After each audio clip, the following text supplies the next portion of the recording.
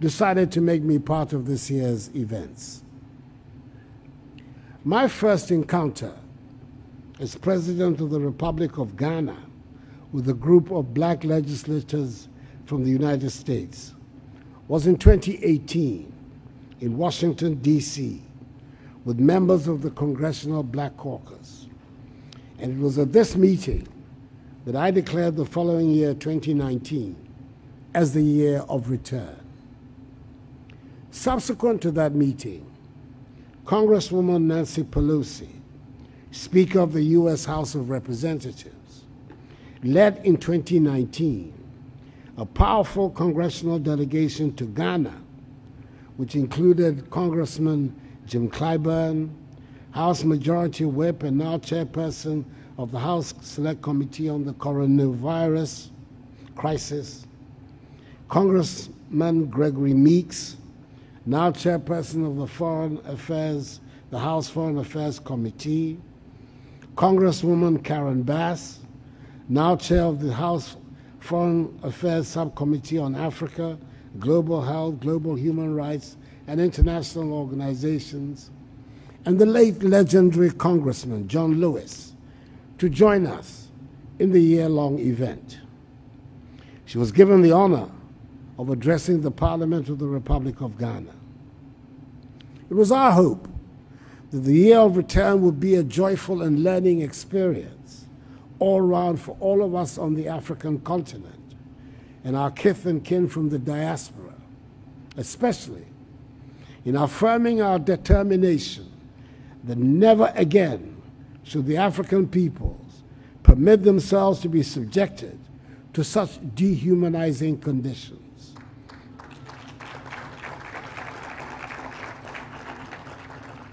Sold into slavery and have their freedoms curtailed. It proved to be just that, and I'm hopeful that this conference will serve as another catalyst to help ensure that Africans and persons of African descent on both sides of the Atlantic continue to come together in mutual solidarity to advance the interests of black people everywhere in the world.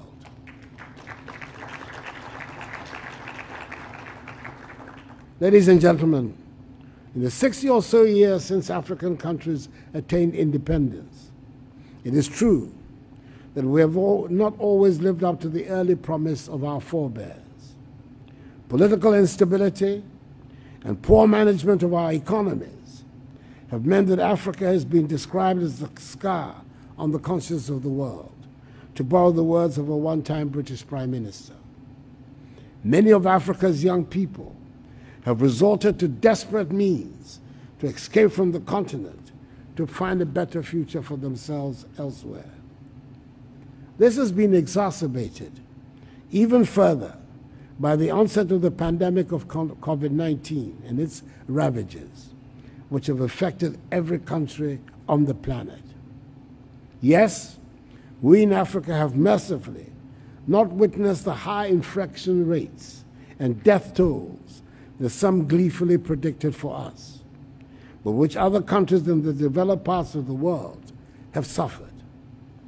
In a population of some 31 million, we in Ghana currently have an active case count of 710 persons, with some 2 million persons tested and 5,556,210 persons vaccinated. Our goal is to vaccinate 20 million Ghanaians, that is the entire adult population, by the end of the year.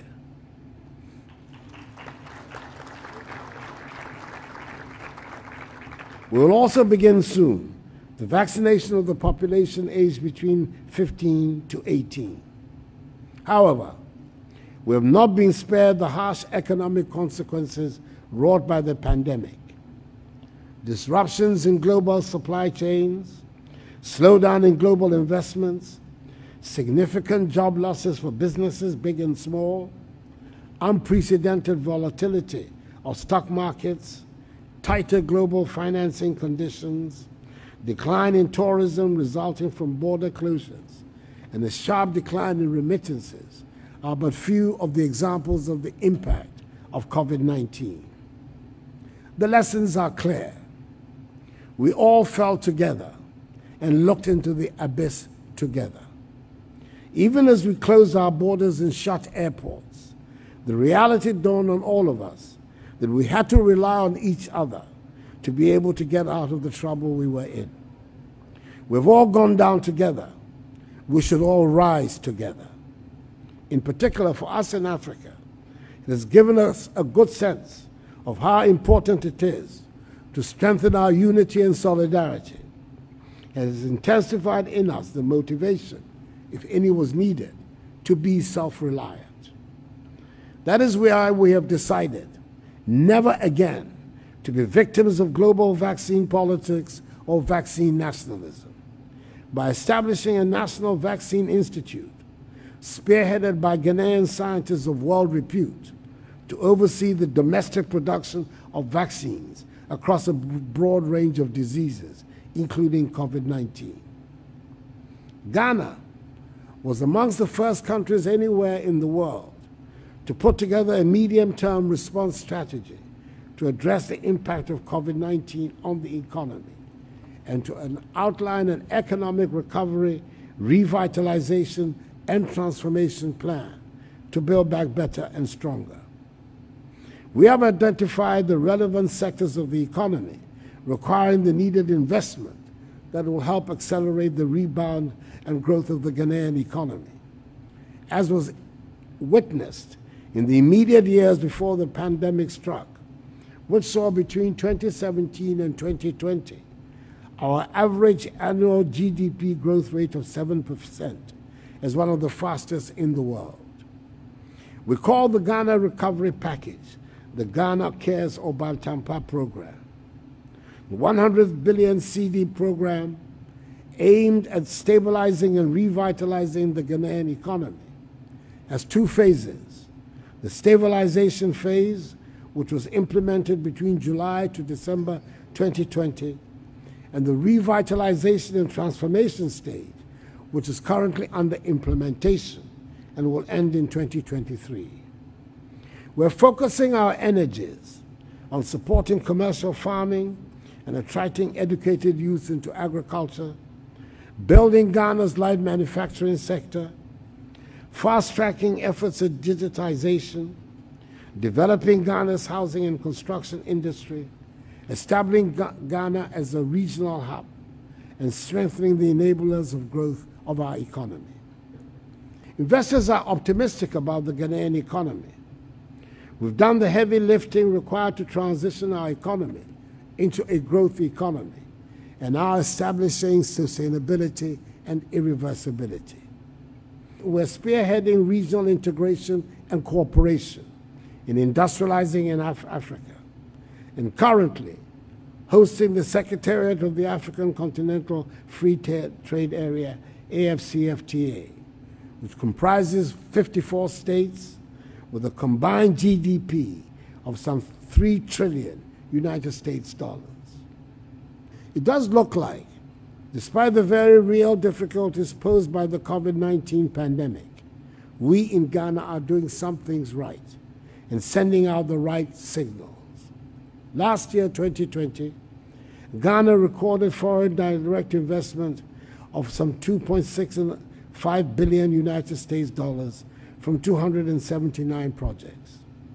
For 2021 alone, the Ghana Investment Promotion Center recorded foreign direct investment of 973 million United States dollars from 173 projects for the first 3 quarters of the year, with large ticket projects in the pipeline to boost FDI flows by the end of the year. The construction of a data center in Accra, the Accra Marine Drive investment, the Trade Fair redevelopment project, and construction of an e-commerce park to service trade and logistics companies. Ladies and gentlemen, easily the most ambitious program we in Ghana have mounted in our dealings with the African diaspora was the Organization of the Year of Return in 2019, which was a major landmark spiritual and birthright journey, inviting the global African family, home and abroad, to celebrate the cumulative resilience of all victims of the transatlantic slave trade who were scattered and displaced throughout the world in North America, South America, the Caribbean, Europe, and Asia. It brought some 750,000 members of the global family to Ghana in that year. Ghana's connection with the African diaspora predates our independence.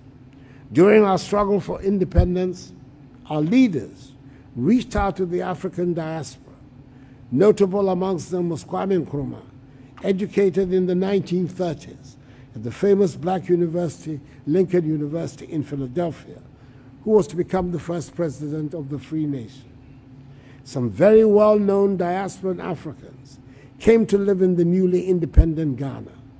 George Padmore, W.E.B. Du Bois, Maya Angelou, Bill Sutherland, to name but a few. In 1992, Ghana adopted the Pan-African Historical Theatre Festival, PANAFEST, as a cultural vehicle for bringing Africans on the continent in the diaspora together around issues of the arts and culture. To coincide with the 50th anniversary of the country's independence in 2007, and in commemoration of the 200th anniversary of the abolition of the North Atlantic slave trade, the Joseph Project was launched to provide an avenue for healing and cultural exchanges between Ghanaians and the African American community. The Year of Return, held in 2019, has become the pivot around which engagements with the diasporan African family and Ghana revolves. The Follow-Up Project, Beyond the Return, seeks now to create opportunities across several sectors of the economy and provide a platform for sustained dialogue amongst people of African descent. Currently, we're creating platforms for adoption of legal frameworks in key sectors to drive diaspora engagements. This has culminated in the Homeland Return Bill, on which we're currently working. The Homeland Return Bill recognizes Ghana's moral and spiritual obligation as an African nation to facilitate the return of diaspora Africans to Ghana and the motherland, and to initiate the legal and regulatory processes for integrating them into Ghanaian society. When enacted, the law will provide the much-needed regulatory and practical changes to improve the requirements for the acquisition of Ghanaian citizenship and permanent residence by diasporan Africans. Indeed, in the Year of Return, I granted citizenship to 126 members of the diasporan community in Ghana of African Americans and Caribbeans. All of us gathered here should never forget the famous admonition of the iconic Jamaican reggae star Peter Tosh, when he said, and I quote, "Don't care where you come from. As long as you're a black man, you're an African."